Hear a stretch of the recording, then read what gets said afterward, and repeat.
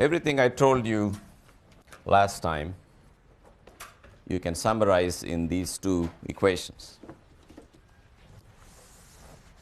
So remember what we did. We said, let's take, for the simplest case that we can possibly imagine, namely a particle moving in one dimension along the x-axis with a constant acceleration a. What is the fate of this particle? And the answer was, at any time t, the location of the particle is given by this formula.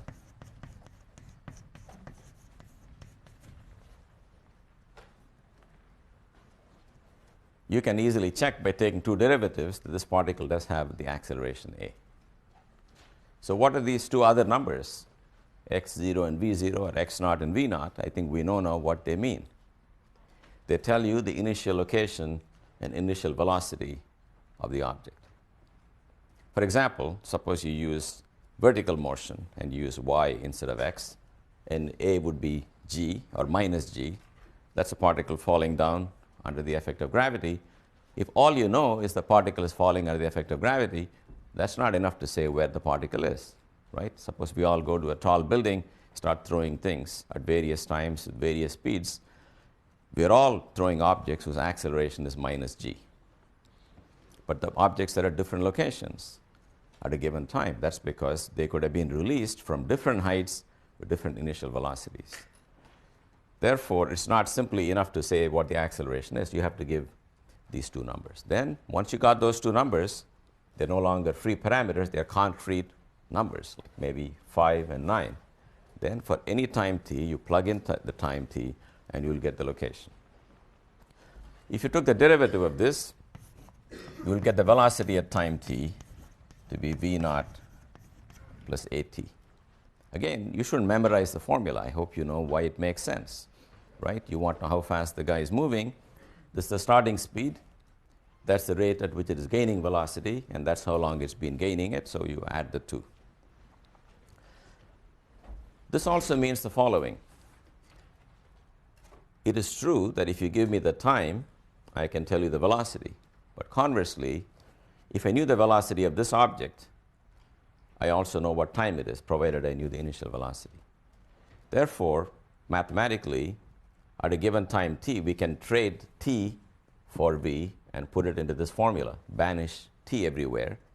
By doing it, I got this formula.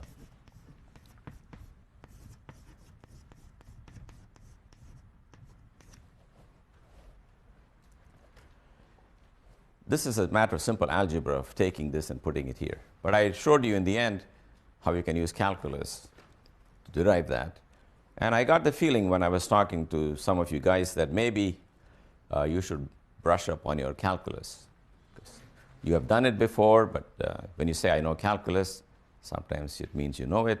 Sometimes it means you know some fellow who does, or you met somebody who knows. That's not good enough. You really have to know calculus. And this is a constant problem. It's nothing to do with you guys. It is just that you have done it at various times. It's a problem we have dealt with in the physics department year after year. And one solution for that is to get a copy of a textbook I wrote called Basic Training in Mathematics. It's a paperback, about $30, and I've given the name of the book in our class's website.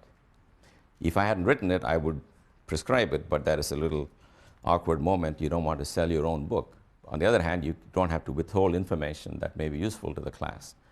So I think that book will give you all the basic principles you need in calculus of one variable, more variables, elementary complex numbers, maybe solving some problems with vectors and so on, which you're going to get into.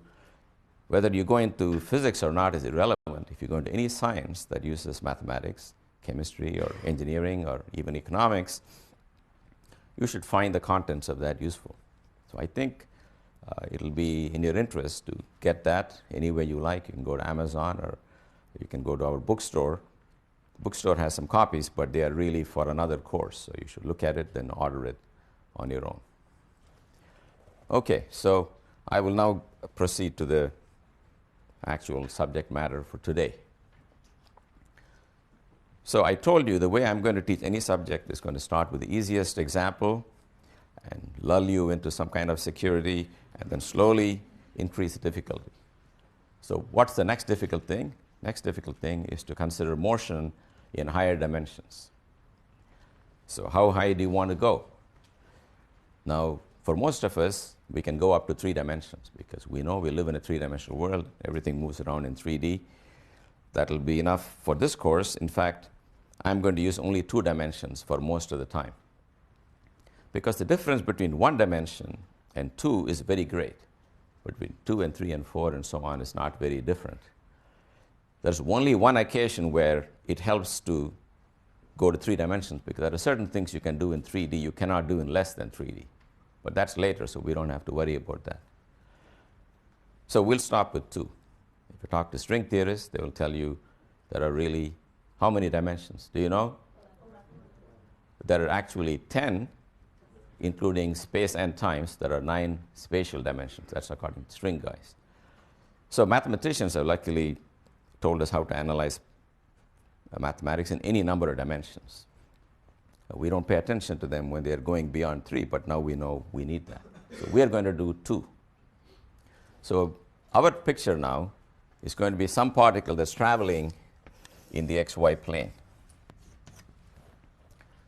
So the guy is just moving around like this. This is not an x versus time plot or y versus time. This is the actual motion of the particle. And if you say, where is time?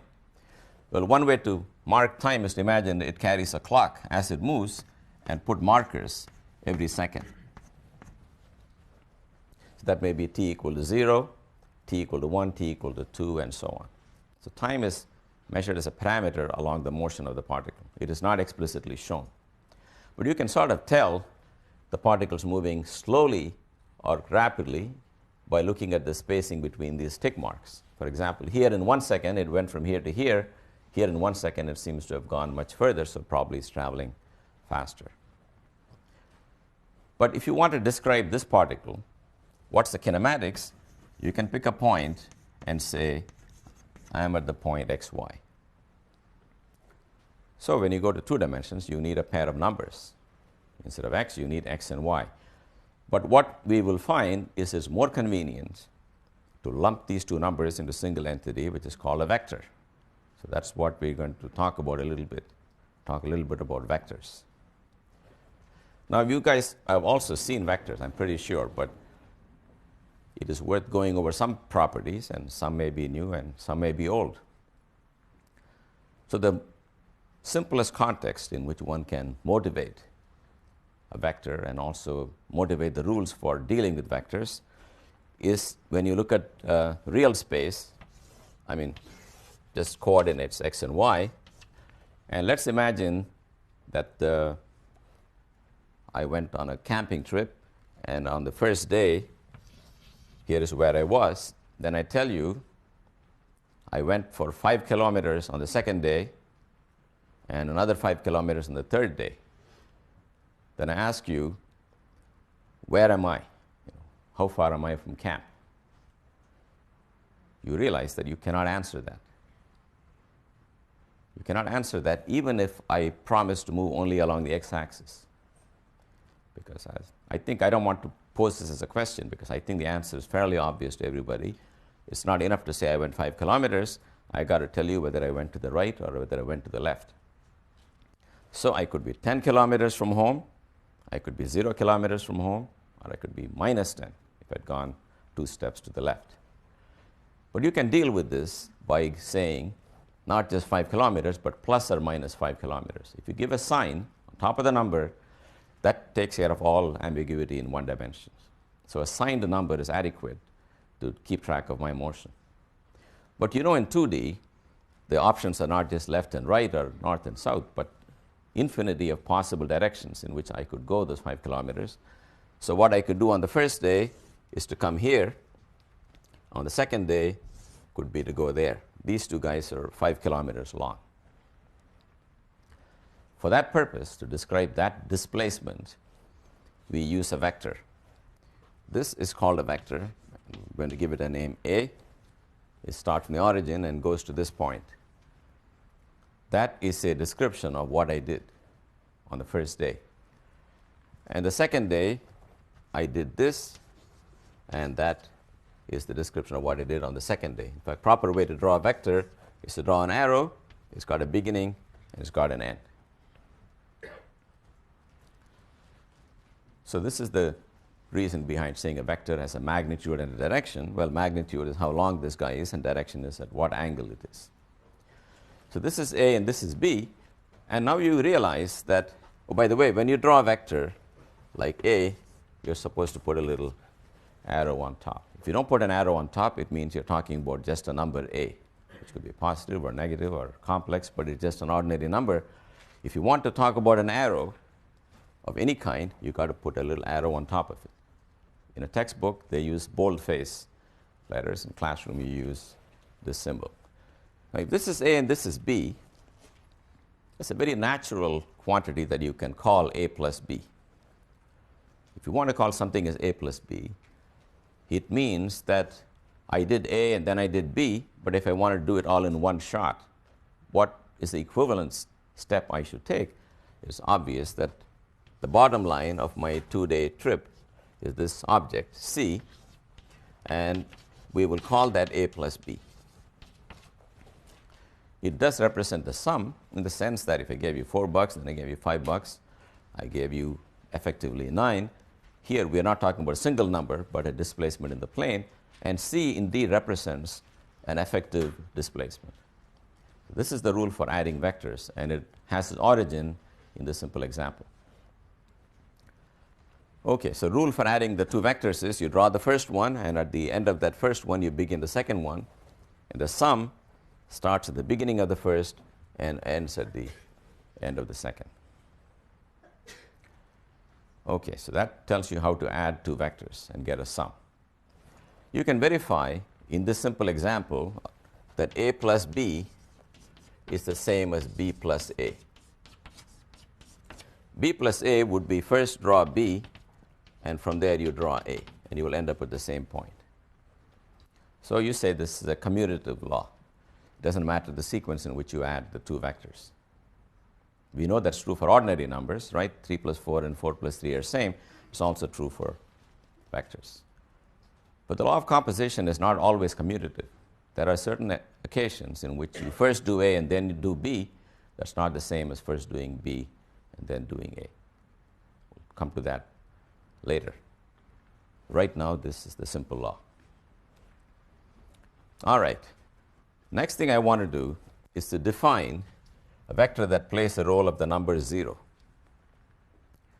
The number 0 has a property. When you add it to any number, it doesn't make a difference. So I want a vector that I want to call the 0 vector, and it should have the property that when I add it to anybody, I get the same vector. So you can guess who the 0 vector is. 0 vector is a vector of no length.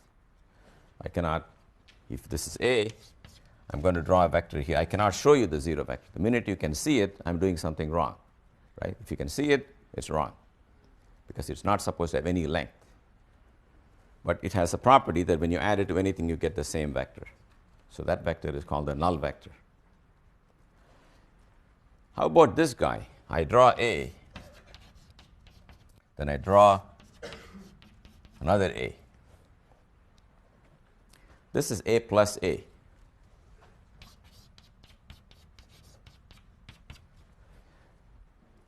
Now you have to agree that if there's any vector that deserves to be called 2A, it is this guy, right? This is A plus A. So we're going to call it 2A.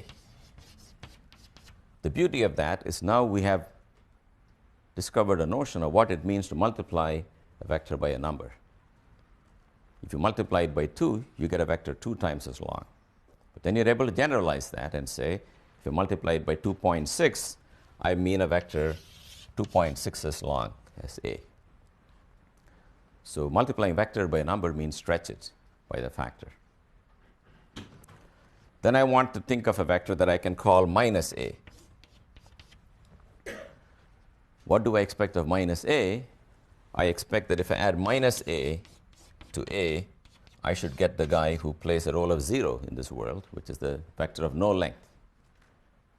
It's very clear that if you want to take A and ask what should I add to A, so I get the null vector, it's clear that you want to add a vector that looks like that, because then if you go from the start of this to the finish of that, you end up at the same point and you get this invisible 0 vector. So the minus vector is that's the same vector flipped over to point the opposite way. So that's like minus 1 times a vector. Once you got that, you can do minus 7 times a vector or minus pi times a vector. Just take the vector, multiply it by pi, and flip it over. That's minus pi times a vector. This is how you get the rules for adding a vector to another vector, then taking a vector and multiplying it by some constant. Then, of course, you can do more complicated things. You can take this vector, multiply it by one number, take that vector, multiply another number, add the two of them. We know what all those operations mean now. But you don't have to memorize all this. The only rule is do what comes naturally, do what you would normally do with ordinary numbers, and this seems to work for vectors. But you should know what multiplying vector by a number means. All right, so this is the notion of what vectors are. Now we're going to come to some important concept, which is the following.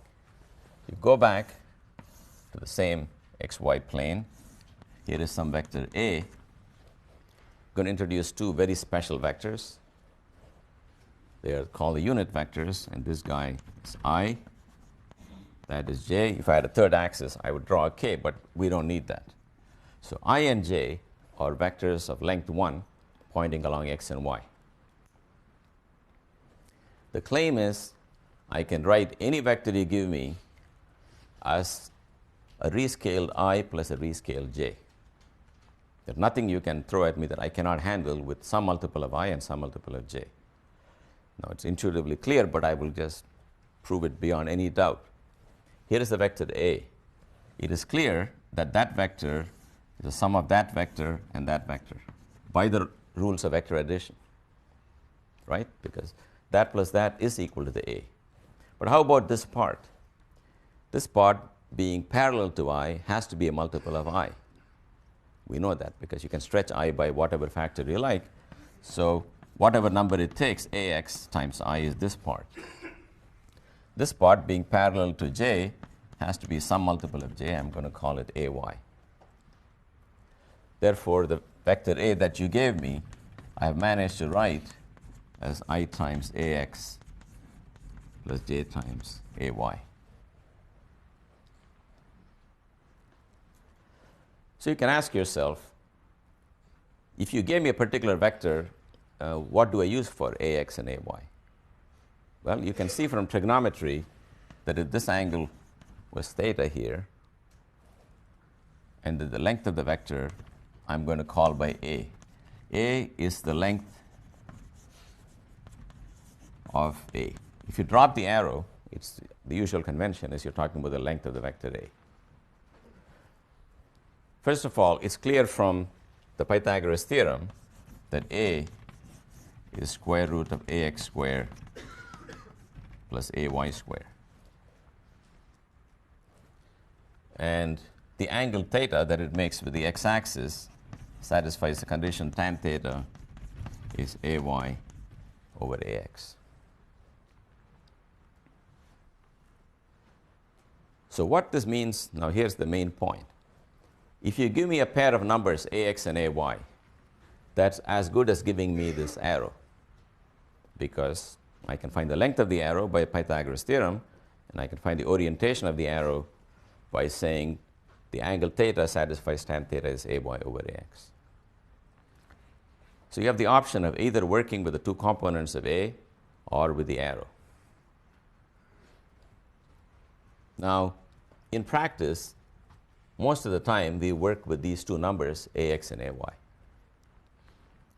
If you're describing a particle with location r, the vector we use typically to locate a particle, r, then r is just I times x plus j times y, because you all know that's x and that's y.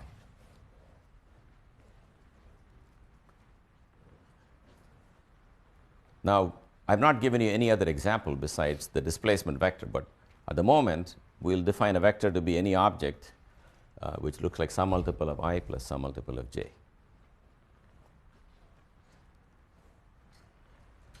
So suppose I tell you to add two vectors, A and B, equal to C, and I say, what's the result of adding A and B? You got two options.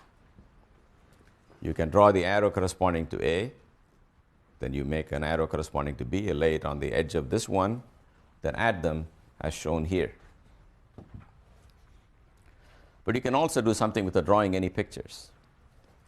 That would come by saying, I'm taking I times AX plus J times AY plus I times BX plus J times BY, and I'm trying to add all these guys.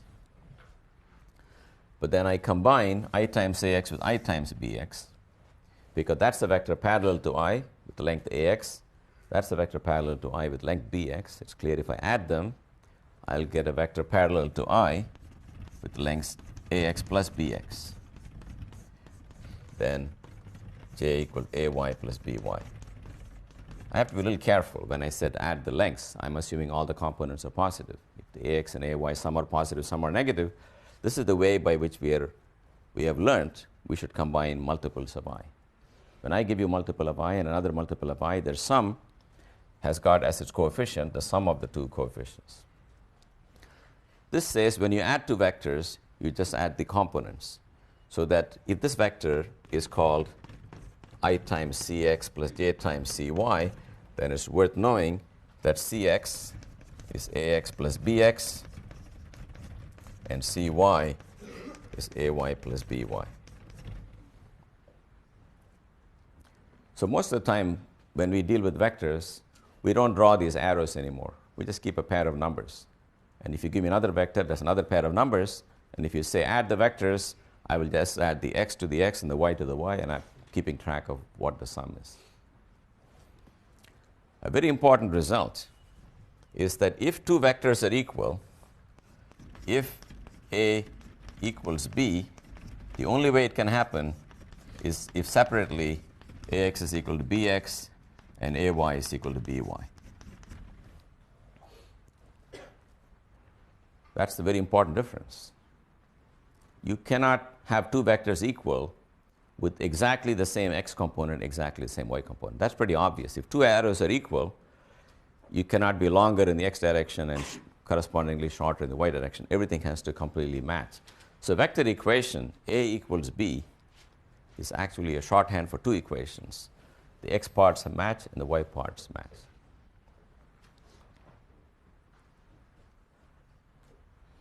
Okay, now when you work with components, Ax and Ay, if I didn't mention it, they are the components of the vector. So you can do all your bookkeeping in terms of Ax and Ay, but you got to be aware of one fact. If I just come and say to you, here's a vector whose components are 3 and 5. Can you draw the vector for me? Can you draw it or not? Does anybody have a view? Yes? No? Yes? No. Pardon me? You don't know the direction? Yeah, if you immediately said, well, if the vector is 3, 4, then the vector looks like this, you're making the assumption that I am writing the vector in terms of I and j. I see I and j is very natural direction. For most of us, gravity acts this way, defines a vertical direction very naturally. Then the blackboard is oriented this way. It's very natural to call that x and call that y and line up our axes. But do you agree that there is no reason why somebody else couldn't come along and say, you know what, I want to use a different set of axes. Those directions are more natural for me. In fact, just because the world is round, you can already see if this is the earth, to somebody, that's a natural direction. If you go to another neighboring country, that's what they think is naturally x and y. So there's no reason why x and y are nailed in absolute space. It's very important that x and y are human constructs, and we're not wedded to any of them. Quite often it's natural to pick x and y in a certain way. If you're studying a projectile near the earth, it makes sense to pick the horizontal as x and vertical as y. But mathematically, you don't have to. So a very important point that comes up is the following. What if somebody comes along and has got a new axis? And here is a unit vector I prime, that's unit vector j prime, and here is this vector A. And the angle between my axis, let's say, and your axis is some angle phi. The same vector A can be written either in terms of I and j or in terms of I prime and j prime.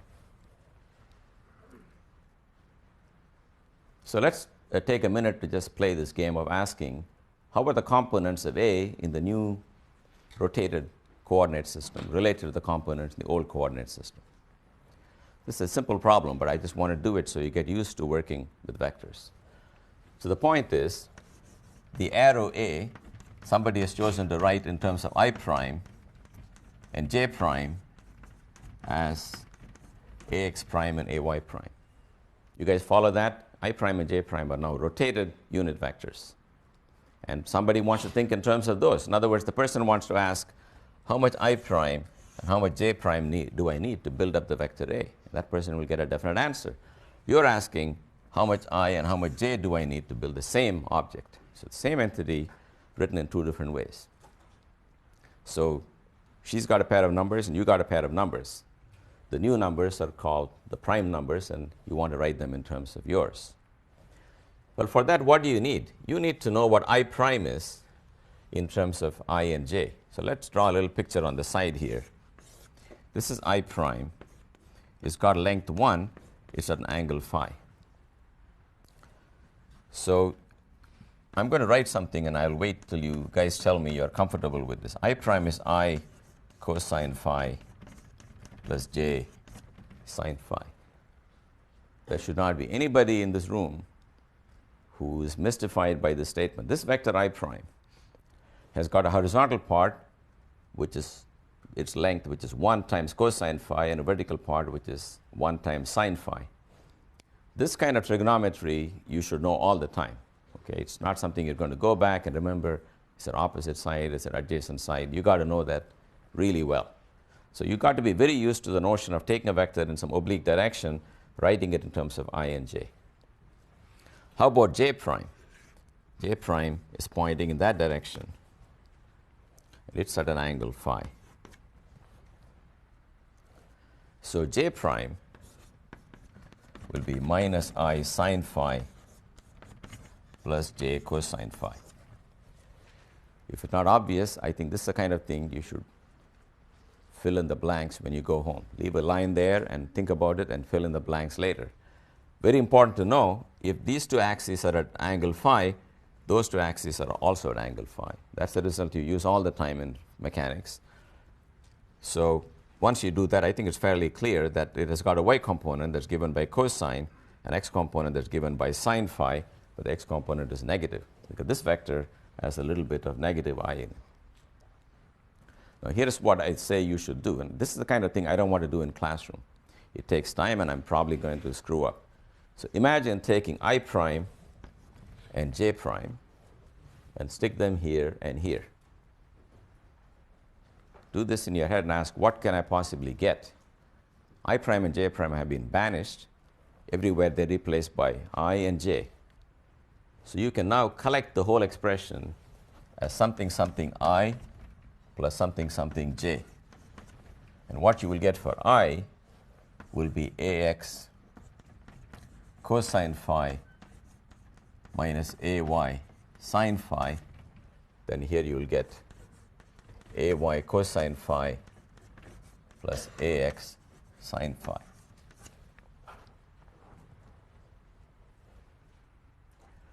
This is the only part I don't want to do explicitly. I'm just saying take this and put it there and combine I and j. But this is the same vector we are calling I times ax plus j times ay. And I've told you if two vectors are equal, the components must match. I may then, I'm sorry, I'm making a mistake here. This should be primed. By the way, when you guys do this, did anybody notice it's a prime? Yeah, so if you noticed it, you got to stop. You cannot let me write anything that's incorrect. So you got to follow it in some detail. I know you couldn't do the details, but you should at least know there is I prime and j prime that have been replaced by I and j, but ax prime and ay prime will continue to be the coefficients. So if I make a comparison, I find ax is equal to ax prime cosine phi minus ay prime sine phi, and ay is equal to minus ax prime sine phi plus ay prime cosine phi.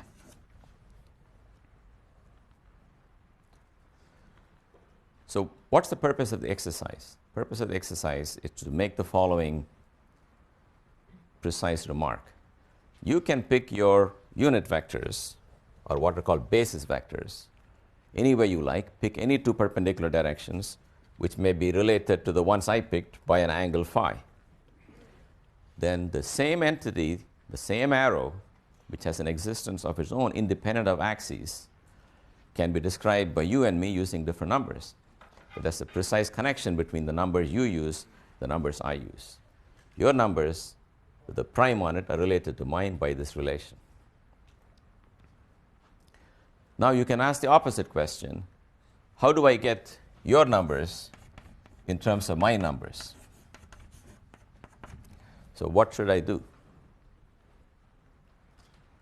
if I want to invert the relation? Anybody have an idea what I should do now?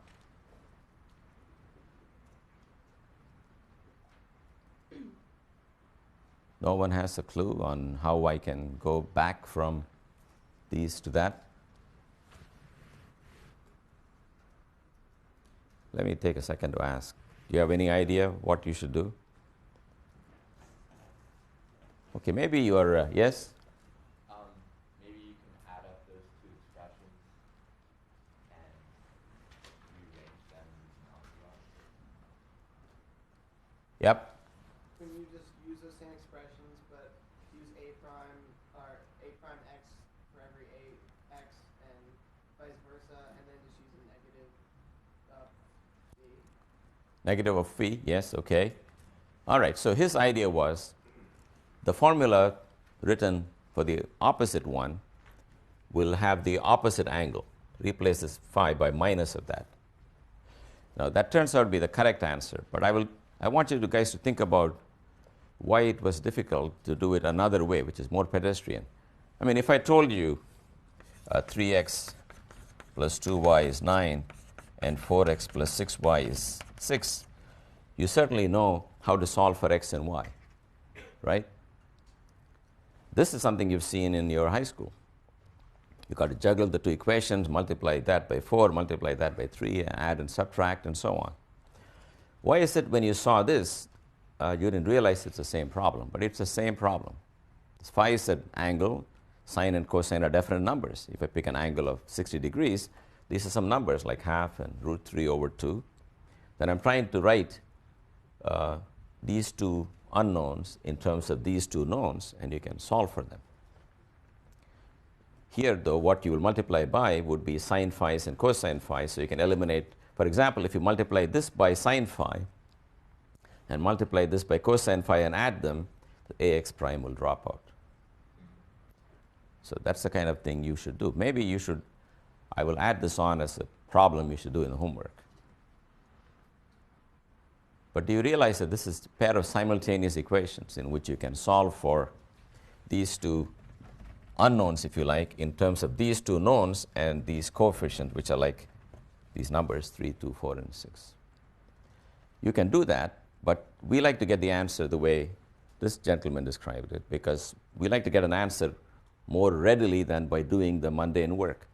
And the idea that he had was, if you go from me to you with a clockwise rotation, you go from you to me by counterclockwise rotation. Therefore, if my angle, if I go by phi to you, then you must go by minus phi to come to me. That's correct. So you will find then the result is ax cosine phi plus ay sine phi. I'm using the fact that when you take a cosine and change the angle inside the cosine, it doesn't care. Whereas if you go to the sine and change the angle inside the sine, it becomes minus sine. In other words, sine of minus theta is minus sine theta, and cosine of minus theta is cosine theta. These, by the way, is another property I expect people to know in this course. You cannot say, I've never heard of it, or I don't know where it came from. You should think about why that is true. Okay, so if you do that, you will find then this result.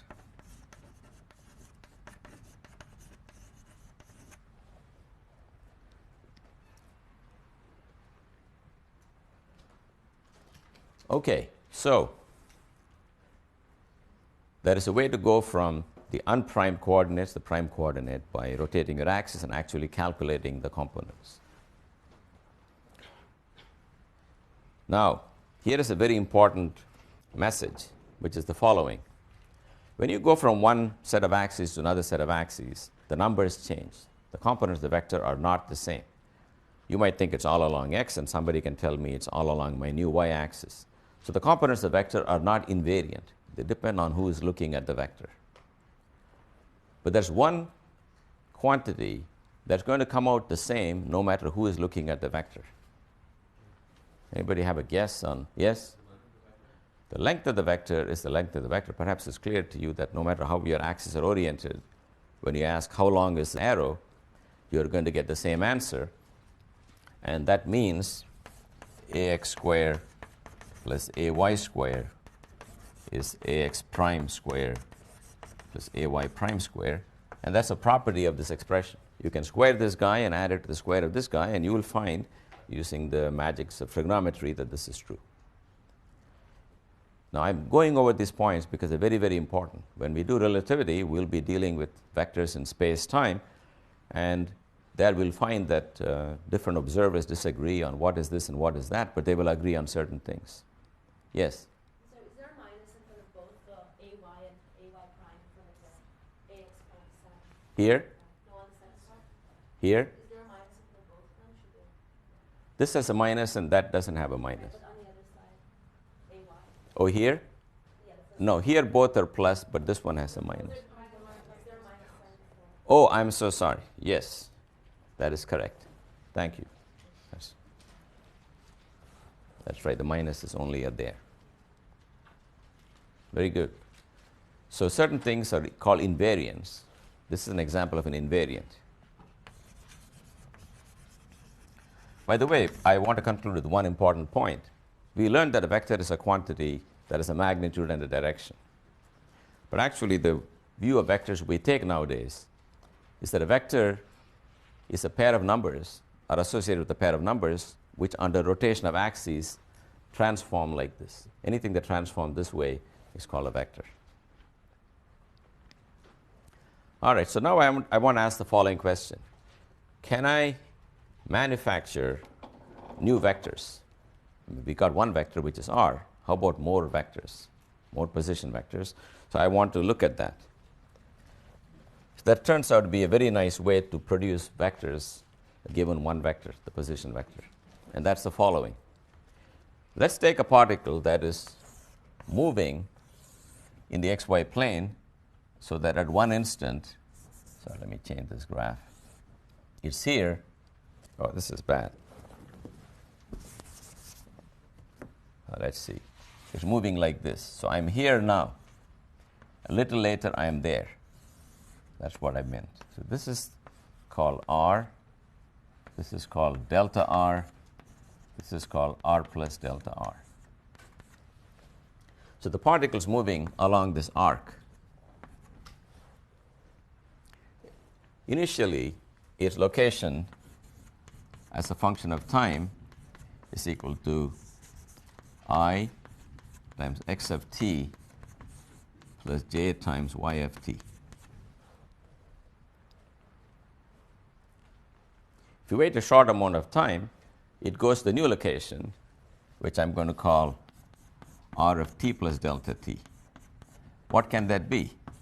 It can be x of t plus some change in x plus j times y of t plus a change in y. That we recognize to be r at time t plus everything else, which is I times delta x plus j times delta y. I'm going to call this guy a tiny vector delta r. In other words, when you move on a line, you wait a small time delta t, you move by an amount delta x. When you move in the plane, your change is itself a vector. You start with the vector, you change by this vector delta r, it gives you the new location. Delta r has got two components. It's got a change in x and it's got a change in y. Therefore, we will define what's called the velocity vector, which is, if you want, the limit as delta t goes to 0 of delta r over delta t. And you can see that is going to be I times dx dt plus j times dy dt. So you can actually take derivatives of a vector with time. And that's also a vector. Why is the derivative of a vector also a vector? Because the difference in the vector between two times is this vector. Dividing by delta t is like multiplying by 1 over delta t. But I know when I multiply a vector by a number, I get a vector in the same direction. So what this really means is that if you take the limit as delta t goes to 0, I cannot draw it that well, but imagine bringing the second point closer and closer to the first one. Delta r is getting very small, delta t is very, very small, but by the miracle of calculus, the ratio will approach a definite limit.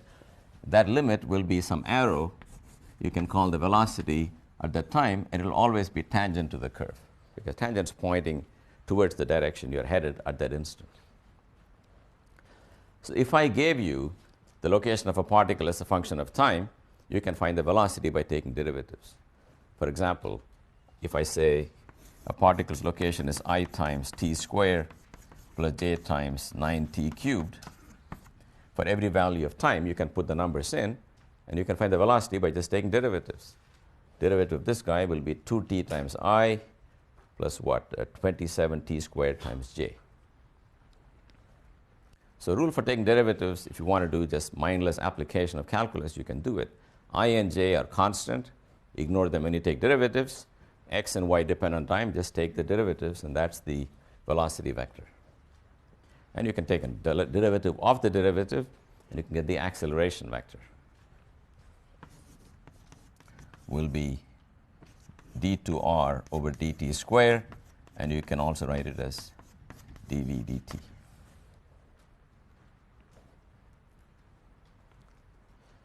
Okay, anybody have a question with what I've done now or what we're doing here? Let me summarize what I'm saying. Particles moving in a plane. At every instant, it's got a location given by the vector r. R itself is contained in a pair of numbers, x and y, and they vary with time. So when you vary time a little bit and ask how does r change, and you take the quotient of delta r to delta t, you get the velocity vector. Mathematically, it's done by taking the expression for r and differentiating everything in sight that can be differentiated with respect to t. So even though we started with a single vector, which is the position vector, we are now finding out that its derivative has to be a vector, and the derivative of the derivative is also a vector. Again, when you learn relativity, you will find out there's one vector that's staring at you. I'll come to what that is. That's the analog of the position vector. But more and more vectors can be manufactured by taking derivatives. Okay, so now I want to do one concrete problem where you will see how to use these derivatives. I'm going to write the particular case of r of t and take derivatives, and we'll get a feeling for what's going on. The problem I have in mind looks like this. R of t is going to be a fixed number r times I times cosine omega t plus j times sine omega t. This omega is a new creature. You don't know what it is right now. But I'm going to just put that in. And omega times t is some number, and it's the cosine of the number times I plus sine of the number times j times r. So what is going on as a function of time? What's this particle doing? First thing you can tell is that if you find the length of this vector, you'll find the square of the x and the square of the y, but since sine square plus cosine square is 1, you'll find this vector as a fixed length r. That means it can only be rattling around in a circle of radius r. And in fact, what the guy is doing looks like this. At any given time t, draw an angle omega t and a radius r, and that's where your particle is. You see that? Because the x component of this one is r cosine omega t, and the y part is r sine omega t. As omega is a fixed number, as t increases, this angle increases and the particle goes round and round. So we're describing the motion of a particle on a circle. Now, let's understand what omega is. Let's get a feeling for omega. As time increases, the angle increases, and we can ask, how long does it take for the particle to come back to the starting point? Suppose the starting point was here. So as I increase little t, omega t will increase, and I want to come back to where I start. So you've got to ask yourself, let the time it takes to do a full circle, that's the time period, do a full circle. Then what can you say about omega t? What should be the value of omega t? Very good. So you can say it's 360 degrees. That's fine. But we like to measure angle in radians. Now, how many people know about radians? Okay, for those who have not seen a radian, it's just another way to measure angle, with the understanding that a full circle, which we used to think is 360 degrees, is equal to 2 pi radians. 2 pi is roughly 6. So radian is roughly 60 degrees. It's 58 and fraction. Why do we like to measure angle in that peculiar way? You will see the advantages of that later. But we'll adopt the convention that we'll measure angle in a radian. So that a half circle, instead of calling it 180 degrees, you will call it as pi. And a quarter circle, instead of 90, you will call it pi over 2, and 45 is pi over 4, and so on. But it's good to know certain famous angles. This is pi over 2, this is pi, this is 3 pi over 2, and this is back to 2 pi. Therefore, omega t equal to 2 pi tells you that omega is 2 pi divided by the time it takes to complete a revolution. And 1 over the time period is what we call the frequency, so you can write it as f is just the usual frequency. 60 hertz means you do 60 revolutions per second. All right, so how fast is this particle moving? It's going around a circle. The angle is increasing at a steady rate, so we know it's going at a steady speed. I'm asking, what's the tangential speed as it moves along the circle? Yes? How do you reach that conclusion? The tangential speed is proportional to the radians. I agree, but I want the speed in meters per second, and omega will be in radians per second. Yes? Omega r, And how did you get that? because radians per second times the radius of the circle gives you the speed. Okay, but Whatever you that's correct. But let me deduce that in another way. Your answer is completely correct. It is omega r. But I want to say how you get it. One way is to say, if I do a full revolution, I think of the speed as the distance over time. I'm going to go 1 full revolution. Distance I travel is 2 pi r. But 2 pi over t was identified as omega. So the tangential velocity at any point is equal to omega times r. That's a useful quantity to know. So now you can take this velocity and you can take this r. Now let me find v of t. V of t is obtained by taking derivative of this expression. I think you guys know enough calculus for me to write is equal to r times I times minus omega sine omega t plus j times omega cosine omega t.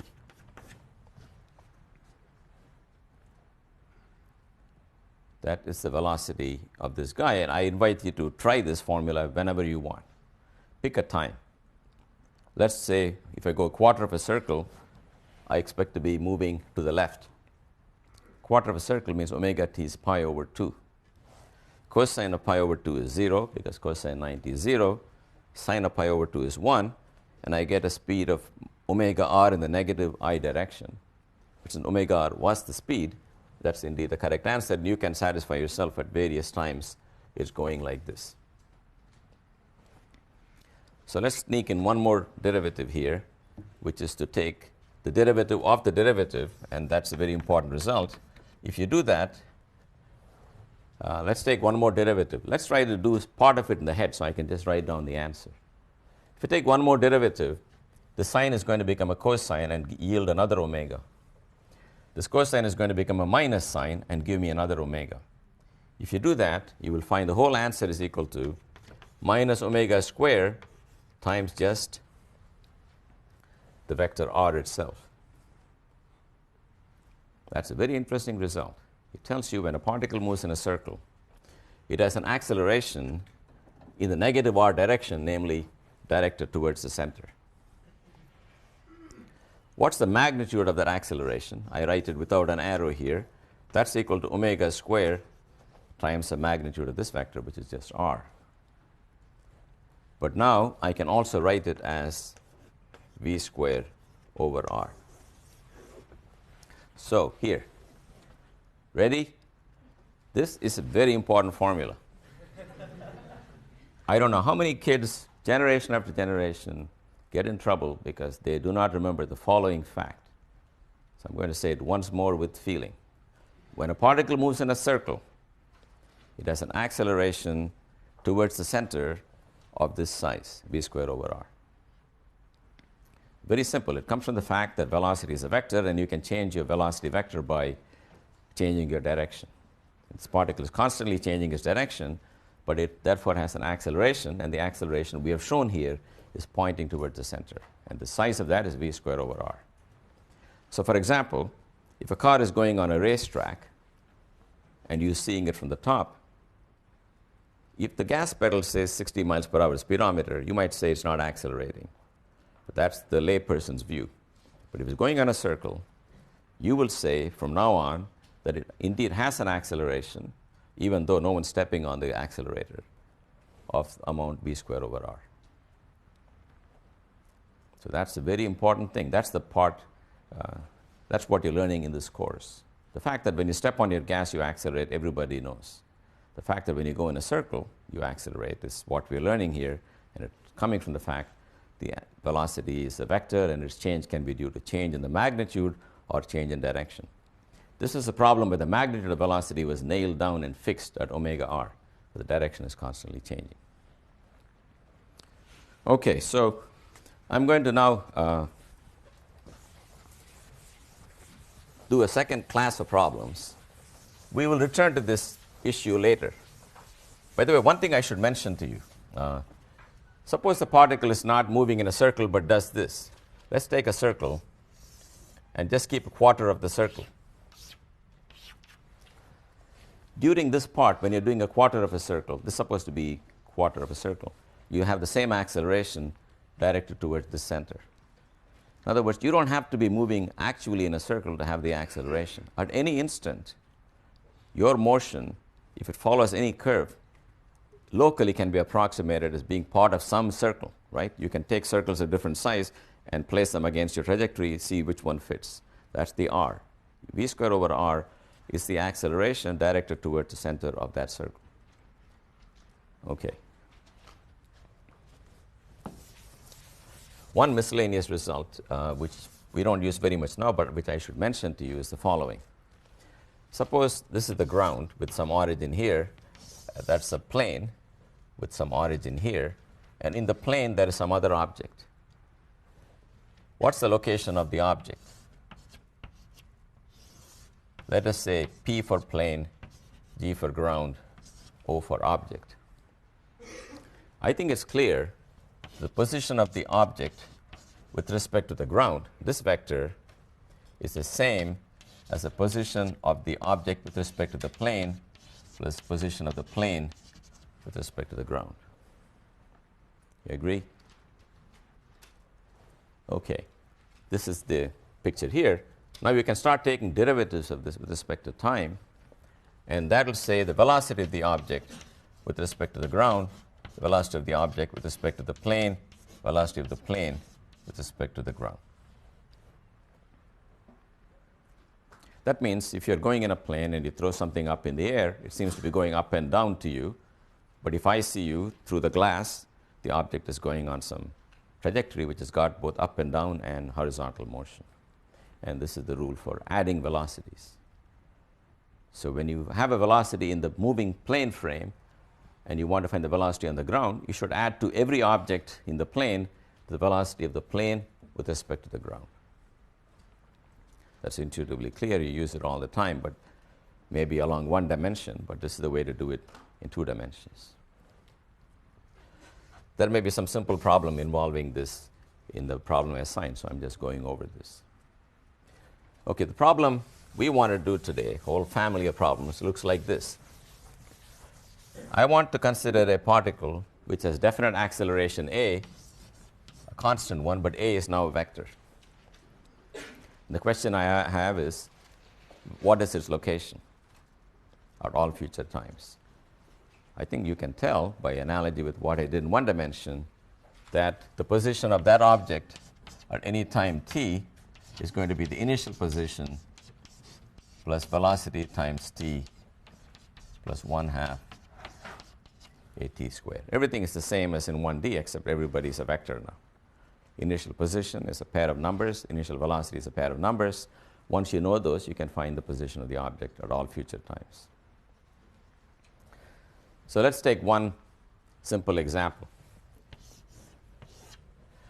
So there is somebody in a car and decided to fly off. And we want to know, as you can tell, our concern is where does the car hit the ground? When does the car hit the ground? That's the problem in 2 dimensions. So how do we solve this problem? We pick our origin to be this point here. Let the height of the building be h. Car is traveling with some initial speed v0 in the horizontal direction. This equation is a pair of equations, one along x and one along y, right? For the x part, I'm going to write x is equal to x0 plus v0t. And x0 I'm going to be choose to 0 by choice of my origin being here. The x coordinate of the car is the 0 because this is my origin. How about the y coordinate? The equation for the y coordinate is the height of the building. The velocity has no vertical component, so there is no vy, but it has an acceleration of minus g. So this is the fate of this person at any given time t. At t equal to 0, you have him right on top of this edge, and at all future times, x proceeds as if nothing happened, and then y you're falling. And if you want to know something like when do you hit the ground, I think it's fairly clear what you have to do. For example, if t star is the time you hit the ground, then t star satisfies the equation h minus 1/2 g t star squared is 0. You solve for the t star from this one, and you put it there, and that tells you where you land. I don't think I have to actually do that step. I'm assuming you can fill in the blanks, right? Solve this equation for t star, put it there, and that's where you land. Okay, that's one class of problems. So here's a second class.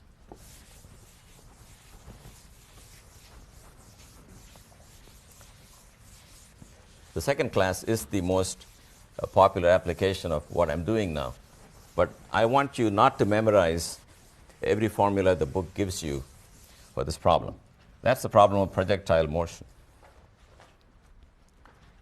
So projectile motion, you start here and you fire a projectile with some velocity v0 at some angle theta, and it's going to go up and it's going to come down. One question is, where is it going to land? Another question is, at what angle should you fire your projectile so it'll go the furthest? So you can find the equations, but you got to think a little bit before you solve everything. It's good to have an idea of what's coming. So imagine you got this monster cannon You can fire things, it's got a fixed speed, v naught. And how do you want to aim it so you can be most effective, go as far as you can? Well, there are two schools of thought. Okay? One says aim at your enemy. Fire like this, then it lands on your foot, because assuming the cannon is at 0 height, the cannonball certainly comes out towards the enemy but has no time of flight.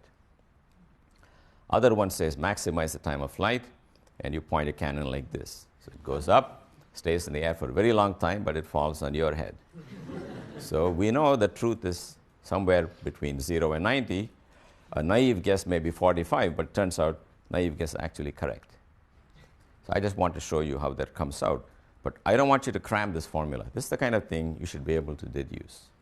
So let's go back to the same thing I wrote earlier. X equals 0 plus, what's the horizontal velocity? Horizontal velocity is v0 cosine theta. So x is v0 cosine theta times t, and y is v0 sine theta times t minus 1/2 gt squared. Okay, so now we know everything about this particle. I told you, once you know the free parameters, r naught and v naught, you know everything about the future of the object. So let's ask, what's the range? Range is that distance. So what's the strategy for range? You see how long you are in the air, and the whole time you're in the air, you're traveling horizontally at the speed. So again, let t star be the time when you hit the ground. So you said 0 equals v0 sine theta minus 1/2 gt star times t star. I just pulled out a common t. So it says you are on the ground on 2 occasions. One is initially, but we're not interested in that. Well, if the time you're interested in is not 0, you're allowed to cancel it and get the time from here, and that time is t star equal to 2v0 sine theta over g. That's how long you're in the air. This says if you want to be in the air for a long time, maximize sine theta, so you may think it's 90 degrees is the best angle. But that's not the goal. Goal is to get the biggest range. So go back to x and put your value for t star, which is 2v0 sine theta over g, and that becomes v0 square over g times 2 sine theta cosine theta. Now if you go back to your trigonometry, you should find that is really the formula for sine 2 theta. That's another example where knowing the trig identity is very helpful.